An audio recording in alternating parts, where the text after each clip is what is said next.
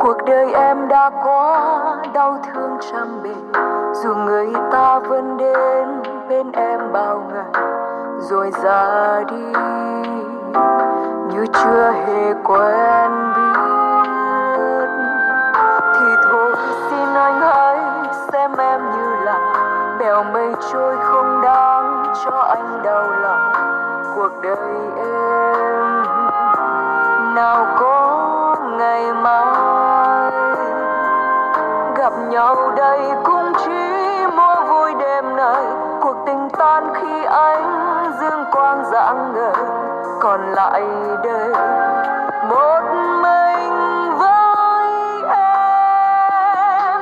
Tình ta trao đổi đôi trao vì tiền, tình ta ân ái ái ân mặn nồng. Cũng chỉ là mua vui, cũng chỉ là qua đêm, cũng chỉ là men say mới còn. Nào ai có hay sau những cơn say, mình em đang cày nhớ nhớ thân ơi. Ngày mai ai sẽ lại đến với em. Người ơi xin hãy quên cuộc tình, tình trong giây phút phút giây lạc loài. Cứ bước và quên đi cứ như là chưa quen, tiếc nuối làm chi anh đừng buồn.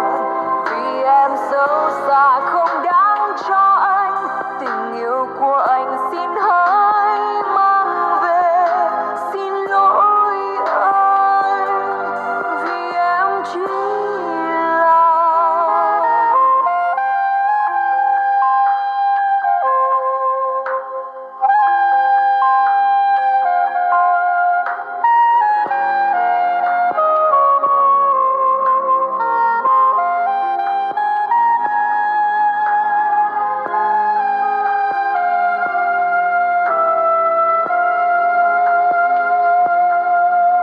đừng nhìn em bằng ánh mắt tội nghiệp, đừng nhìn em bằng ánh mắt xót xa.